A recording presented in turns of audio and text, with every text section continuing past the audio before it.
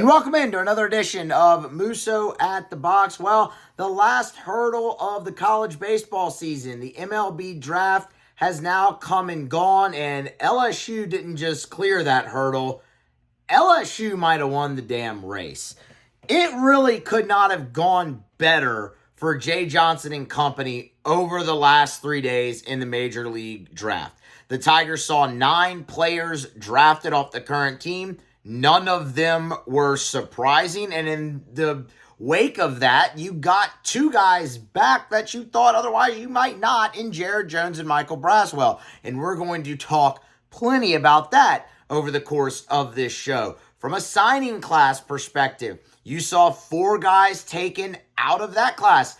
None of them really surprises. All of them you knew were draft risks, but in turn got 3 top prospects in your class to forego the draft and come to campus. And we're going to talk about that, not just from a 2024 perspective, but y'all, the clip that LSU is getting, not just high school prospects to campus now, because you're seeing that across college baseball more than normal, but the clip that LSU is getting elite top of their class prospects to campus is unlike anything I've ever seen. And we're going to put some context behind that as we go through this. So it was a major success, and we have a much better picture of what 2025 will look like now that the draft is in the rearview mirror. Here's what I want to do.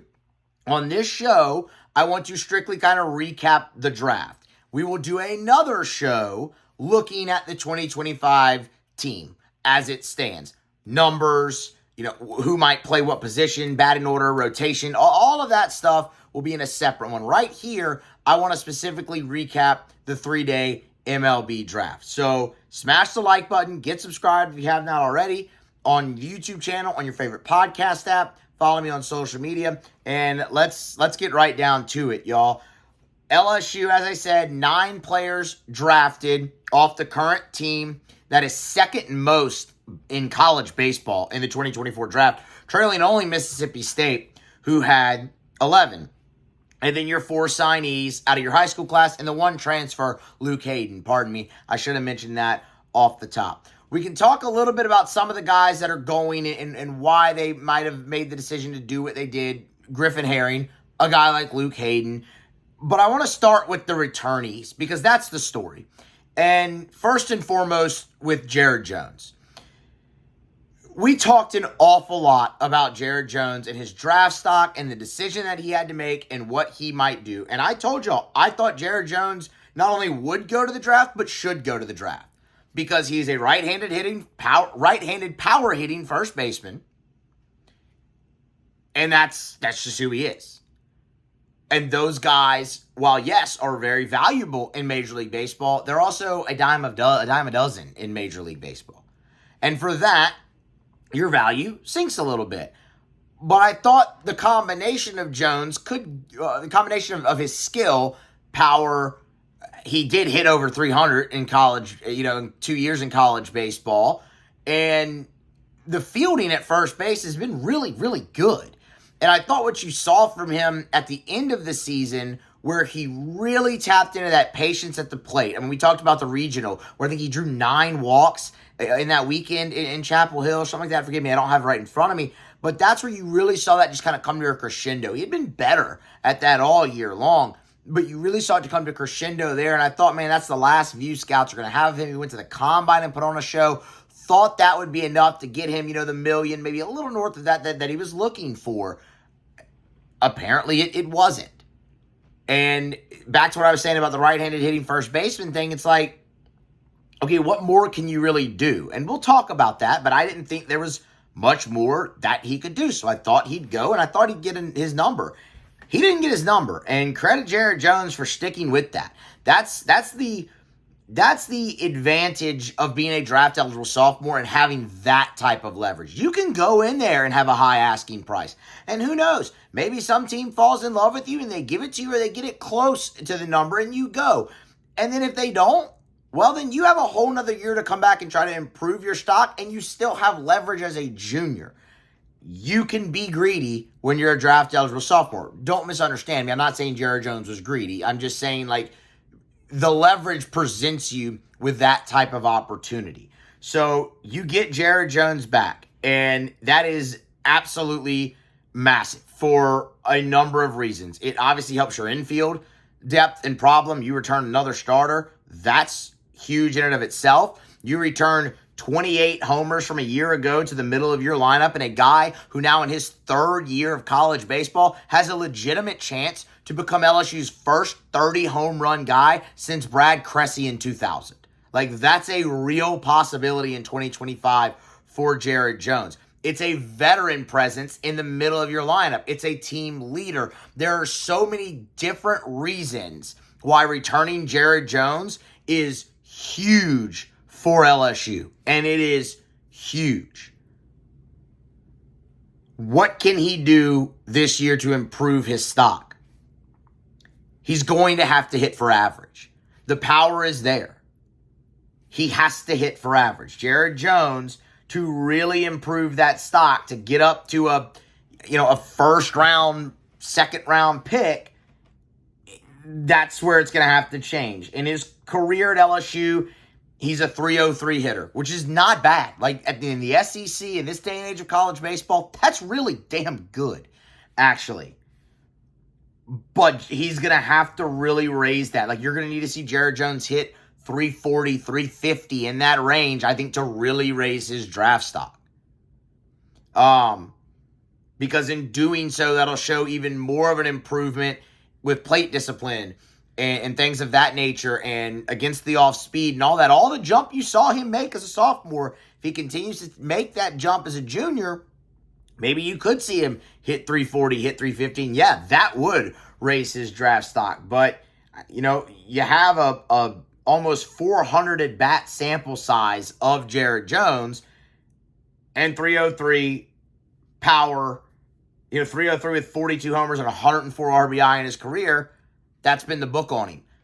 That is plenty good enough for LSU to win baseball games, and ultimately that's what we're here to talk about, is LSU winning baseball games. So getting Jared Jones back is just a massive win that I don't really think you can totally, fully quantify. It is that huge to get that guy back in the fold. Massive, massive, I don't really even say pickup, but you know what I mean.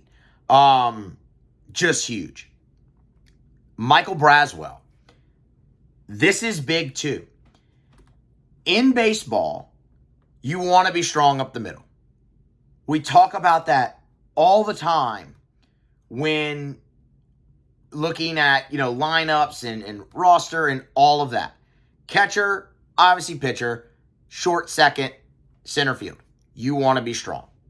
Well, you feel pretty good about Jake Brown and or Derek Curiel and or, take your pick out in center field. You've got options. You feel good there. You had Milam. Now you get Braswell.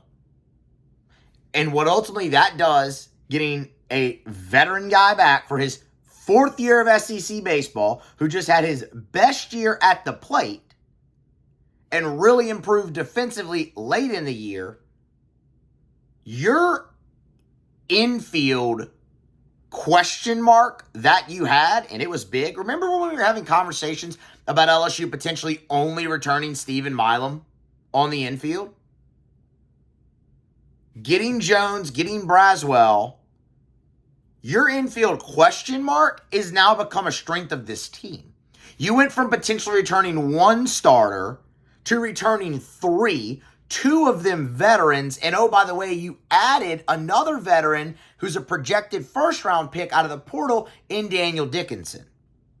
You went from question mark to strength of this team on the infield, when you already felt great about what you had in the outfield, but more specifically being able to return your middle infield, where you had Milam and Braswell, who played the bulk of this season next to each other. That in and of itself, from a defensive standpoint, is huge. When you look at Braswell from an offensive standpoint, 311. So not only do you return three starters on the infield, you return three starters who all hit 300 last year, and all play the bulk of your games. It's just massive how that is, and not necessarily massive. It's incredible how that's flipped on its head now, the infield. But getting Michael Braswell back is huge. The jump he took at the plate was massive, and now you see, okay, can he build on that? Michael Braswell's not a power hitter. That's just not a part of his game. That's fine. You saw a little bit of it late in the season, but that's not a part of his game, and that's okay. Can you take him now, though, to 330, 340, and be that contact hitter, be that guy who hits leadoff or number 2 in your lineup and sets the table for guys like Jared Jones, for guys like Jake Brown and Josh Pearson in the middle of that lineup? That's going to be a huge question for Michael Braswell, and that's ultimately probably what's going to build on him for his draft stock. The interesting thing with Michael Braswell going forward is he's given up his leverage. So teams can take him now under slot in those top 10 rounds and save money on the back half of the draft. It's not really much about him improving his stock. It's how can he improve his game going forward. When he gets into minor league baseball, he can get up to major league baseball faster, and we're going to see. But again, from a impact to 2025 standpoint, it's just massive. It's hard to quantify because it is a guy in his 4th year now of SEC baseball who finally looked like it came together for him at the plate, hit over 300, and is just a massive veteran piece at arguably the most important position, not named pitcher, on a baseball team. And that's Michael Braswell. So getting those guys back is just massive. It stabilized you. That's the word. Jared Jones and Michael Braswell getting through that draft stabilized this LSU team for 2025. You needed starters. You got 2 back. It's huge. It just removes so much of the doubt on the infield. Now, to LSU signing class. And boy, I cannot wait to have this conversation. Because damn it, this conversation's an exciting one. So on Sunday afternoon, before the MLB draft starts, you all know what happened. William Schmidt, the number 1 right-handed pitcher in the country, the number 5 overall prospect in the country, and a thought to be mid to late first rounder in this draft, commanding around $3.5 to $4 million, pulled his name out, much to the chagrin of Keith Law. What a loser that guy is. Pulls his name out of the draft because he's a Baton Rouge kid, played his ball at Catholic High, and has dreamt of nothing else but playing for LSU. And you talk about something that's hard to quantify, getting that kid to campus is hard to put an actual value on. It's just so damn massive. That is a guy who has arguably the best curveball in this entire draft that passed. Yeah, you can look at the fastball and it's 94, 95 and it's gotten up to 98, and man, he's a big, tall, 6'6" righty. All that pops. The curveball's the plus pitch. And he's got a slider and he'll develop more. But William Schmidt is a guy that should be in LSU's starting rotation day one. Not to say it's on the weekend, but he could be your midweek guy. That's a guy who needs to be starting games for LSU day one. And it wouldn't surprise me if it were on the weekend on a Sunday or something like that. Hell, you saw Alex Lang come to LSU, and I think that'd be a very interesting comp there. Curveball especially, but very interesting comp there, to come in, start as a freshman, and the impact that Lang had. He went undefeated, his freshman year on LSU's weekend rotation. William Schmidt is going to carry that type of expectation. He is the highest ranked prospect to ever make it to campus at number 5 in the nation. It is massive. And look, it's talked about so much in football that the dirt in Louisiana is such an advantage for LSU recruiting. They're the only Power 5 school. You know why. You can argue that it even is more so in baseball.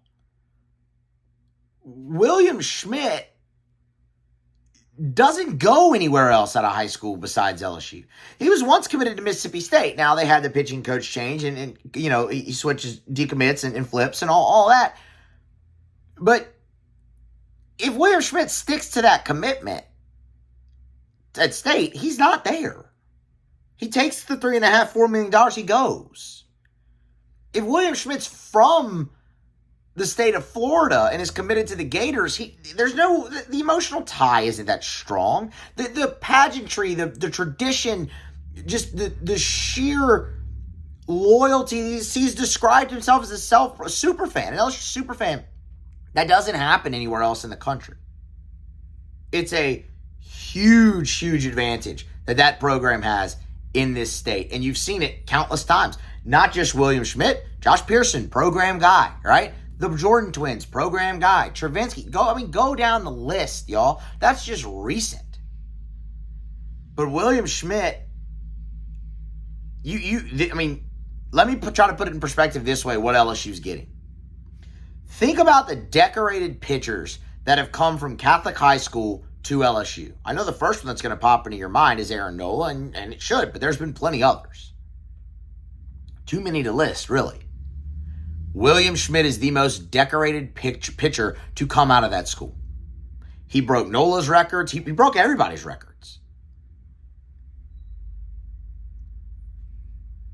Massive get for LSU.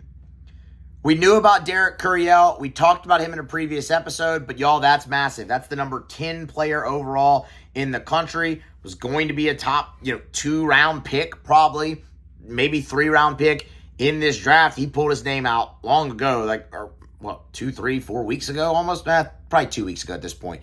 And we talked about that on the show. I don't really want to go through all of that again, but that's a guy that has elite speed, has elite defensive skills in the outfield, and has a very good hit tool. What he's looking for is the power to develop. He's 6'2", 175. You can put 20 more pounds or so on him, and he can really develop into that power. This is a guy, the type of player, I should say, that Jay Johnson is very comfortable with bringing in. Jay said that earlier in 2024 season when he talked about Ashton Larson. He said, that's a guy I'm most comfortable with, having here and developing. A guy who comes in as a great hitter, with speed, defending, all of that, and is still waiting to come into the power, and we can develop the power later. That's Derek Curiel, and that in of itself is exciting. That's a guy who is going to get plenty of opportunity to start immediately at LSU. And yeah, you got a stacked outfield, and I get it, but that guy's going to get a chance to play because you just don't get more talent than that to college, to campus, especially with the projectability and the development still available. So he's going to be an intriguing piece that we'll talk plenty more about in the, where he might fit into the outfield rotation when we get to the outlook portion of the week. And then arguably the biggest is Cade Arrambide. Getting Cade Arrambide to campus is massive. And he pulled his name after the first day of the draft, had his number, had his range, didn't go. And y'all, that's the number 1 catcher in the country that you just got at a big position of need. The defense behind the plate is insane from an arm standpoint. You're looking at an arm coming out 90 plus miles per hour from behind home plate. You're looking at a guy who won the National Home Run Derby. There's plenty of pop in the bat. Just a very complete player and someone who will push to be LSU's starting catcher day one as a freshman. The 13th overall player in the country, the number 1 catcher. This is massive, and it's a huge position of need. We'll get into Blaze Priester here in a moment. But the addition of Cade Arrambide is just, it is in part a generational type talent, arm-wise, that you're getting to campus. So that's massive. I mean, I love that he's going to be able to get in there and push. But it just seems like a very complete player already between the power and the defense. And again, in these showcase events, and one of them hit 440. Okay, so can he hit for average? Well, certainly looks like he can. Those are your 3 big signees out of the high school class that you got. But y'all, it doesn't stop there. It doesn't It does not stop there. I mean, you got Kason Evans, David Hogue, Ryan Costello. All three of those guys are top 100 guys per perfect game. And all three of them are infielders. That's massive. When we were talking about infield numbers, we were like, hey, numbers-wise, you were all going to be good because you were going to get a lot of those guys. You had 5 infielders in your class. You were going to get most of them. The other one you got is Michael Ryan. That's massive. Another program guy who'd give his shirt off his back to play for LSU, coming from Rummel down in New Orleans. And that's a guy who could have pushed immediately day one to be your starting shortstop. We'll see how that goes. Probably not going to happen for him now with Braswell coming back, but he's going to get opportunity to play early, and you'll see what you got. Maverick Rizzi's a top 115 pitcher who is the 11th ranked player in LSU's class. It was a top 250 draft prospect. The 11th ranked player in their class was a top 250 draft prospect, and you got him to campus. Just a massive right-handed arm, literally and figuratively. You're looking at Maverick Rizzi, who is 6'9", y'all. 6'9", 225, mid-90s fastball, and low-effort, repeatable mechanics. And at that size, that's huge. So, I mean, he's a top 30 right-handed pitcher in the country. It's just what they got to campus is huge. It really is massive. And that's not even mentioning, you know, a guy like another local guy like John Pearson, who everyone's high on, who's got big power in the bat. The depth of this class was huge. I'm trying to think of where I want to go next. I want to talk about Blaze Priester and Ty Ketcher together. But while we're on the topic of the class, I want to talk about what they've gotten to campus recently. Starting really in 2020 with that COVID draft, LSU has gone on this run of not just getting signees highly rated to campus.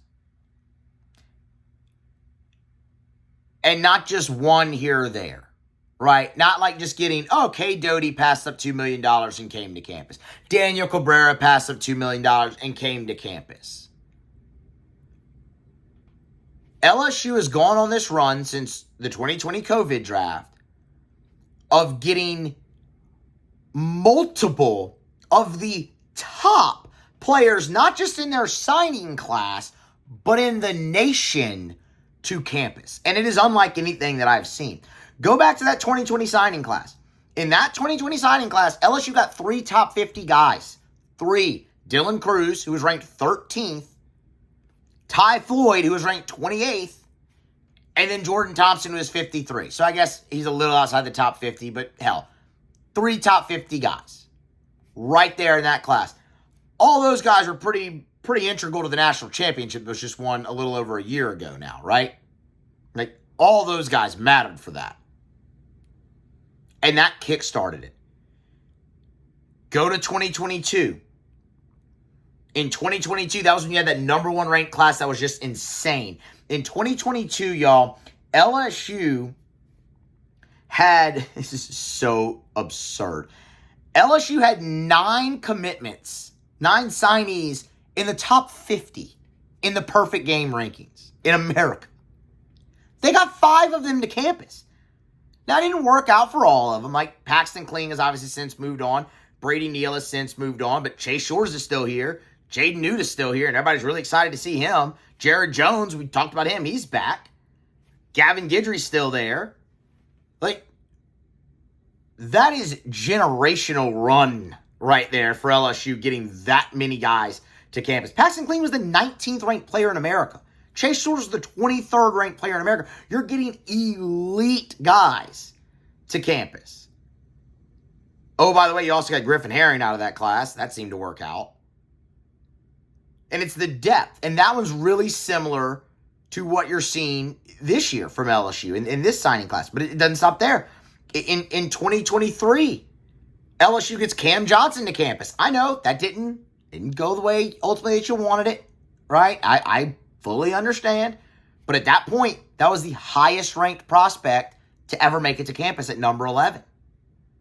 Ashton Larson, another top 100 guy, spurns the draft, shows up. That worked out. Jake Brown, Stephen Milam, Cade Anderson, all of those guys in the top 130. All of those guys thought to be easy day one, day two picks in the Major League Draft. You got them all here. And then there's what LSU did in 2024. And this is probably the most impressive. Where you got not one, not two, but three top 15 players nationally to campus. And none of them were the top 2 ranked players in your class, which just speaks to the depth. Like we were talking about with Maverick Rizzi. LSU broke the, I guess you call it a record, of the highest ranked player getting to campus twice in this class. Derek Curiel at number 10, and then William Schmidt followed suit at number 5. And I have a couple theories on why this is happening. Because like I said, it's happening all across college baseball, just not to the level that LSU has done it in getting that type of talent. Number 5 player, number 1 right-handed pitcher, number 1 catcher in the country, and the number 10 overall player, all in the same class coming in. That's a whole nother level. But Florida got Liam Peterson to campus, right? I mean, we go down the list. There's plenty. NIL is a part of that for sure. Not necessarily for the sense of you're equaling what you would get in the draft, because you're not. Like, y'all, William Schmidt's not going to get a $3.5 million NIL deal at LSU like he could have gotten in the draft. He's here because there's NIL opportunity for him, and he will definitely get deals. But he's here because he wants to be at LSU. But NIL certainly plays a part in that, because you can supplement a little bit for the years that they're here, and they can accrue. The shortened draft, because of Major League Baseball cutting out 2 levels of minor league baseball, also absolutely helps. And we knew that would. COVID absolutely helped, and we knew that would. And that's another leg of this. You're going to get more talent to campus because there's just not as many spots to go around. And that's a great thing for college baseball, and you're seeing that. But the other thing is what LSU and Jay Johnson are selling. The other thing is his message. Y'all, this has become the norm in his time at LSU for them to score not just signees, the top-ranked signees out of their class. Like, it's to be expected. And I go back to something I've referenced on this show over and over again with that 2022 class, the one that finished number 1, where they got 5 of the 9 top 50 players in the country to campus. Jay Johnson, on signing day, when all those guys signed, that was in November of 2021, before he had ever even coached a game at LSU. Before he had ever even coached a game at LSU. Got in front of a podium to announce that signing class and said, there are guys who will turn down $2+ million to play at LSU in this class. And I'll be damned, they did it. And they've continued to do it over the last 3 years, and really back to 2020, counting Paul Maneri and Nolan Cain's last few years at LSU as well. It's been incredible. And expected to continue. Why shouldn't you? They just keep churning them out, y'all. And you've got dudes coming to Baton Rouge for 2025. Let's talk a little bit about the signing class from a junior college standpoint. Let's start with Blaze Priester. That's obviously huge. He's got a great chance to be your number 1 catcher coming in, starting guy. It helps solidify that position. We'll talk a little bit more about transfer portal needs and what they still do, because they still have a few needs in the roster outlook. But having Priester, having Aaron Beatty, that's huge. That gives you 2 guys who are more than capable of going. It's a big power bat from Blaze Priester. Good defensive catcher. We'll see how all of it translates moving up a level. Of course, you'll remember Priester started his career at LSU after going undrafted out of Live Oak in 2022. Excuse me. In the 2021 draft, and spent 2022 with LSU, then went the junior college route, and now is back with the Tigers. So, look, we'll see. Again, big power bat, hit for average in junior college as well. And the catching numbers behind the plate are pretty good. They dipped a little his second year in junior college, but there were a few double headers in there that he had to catch. So we'll see how that goes, but that's big. You went from having no catchers returning from last year to having two guys who are legitimate options to start for you in Blaze Priester and Cade Beatty. So absolutely massive. And then you're going to get all the other ones. You'll get all the other ones. Tanner Reeves, it's going to be really interesting to see him battle Daniel Dickinson for a spot on that infield potentially, and he'll get plenty of opportunity. That's a guy that Jay's extremely high on, that they love. Trevor Schmidt will definitely battle for the DH spot with like Eddie Yaman and Luis Hernandez and guys like that. And I'll be interested to see if there's any attrition in this transfer class as well, given you getting Jared Jones back and you really loaded up on first base DH because they weren't expecting that, and it just it happened, and now you have an embarrassment of riches there, and we'll see we'll see how that goes, and if everybody kind of stays put or if you have a little attrition in the transfer class. The other big one that you got through was Chris Stanfield. When Chris Stanfield committed to LSU, we told you there were scouts out there that had third-round grades on him, and he made it through the entire draft, went undrafted. So that's a veteran SEC outfielder that you're going to get a chance to see play at LSU, and that's huge going forward for the Tigers. So that's going to be a really, really interesting one to look at. And again, we'll talk plenty more about that, but just a incredibly successful 3 days in the Major League Baseball draft for LSU. Like I said at the top, they not only cleared the hurdle, y'all, they might have won the whole damn race, getting Jared Jones and Michael Braswell back to solidify your infield and getting 3 of the top 15 prospects in the country to campus, all who could very well contribute as freshmen. They have the pieces. Like, that's not debatable right now. There's a few more that they could add, but LSU has the pieces. We'll see if it all comes together. It doesn't always. You had plenty of pieces last year. You just had 9 players drafted off that team. So many of y'all questioned throughout, did LSU actually have the talent? Yeah, they had 9. They had the second most players drafted in college baseball. They had the talent. Sometimes it just doesn't come to fruition for whatever reason. And it didn't until late in the year last year, and it didn't fully come for LSU. We'll see if it can for this team in 2025, because they definitely have the pieces. We'll talk more about those pieces on a later show, so y'all stick around for that. The next show, as a matter of fact, is when we'll talk about that, and we'll look more at the roster outlook and where everybody fits. So smash the like button, get subscribed to the YouTube channel if you have not already. Subscribe on your favorite podcast app, follow me on social media, all those good things, and be here for more next time on Musso at the Box.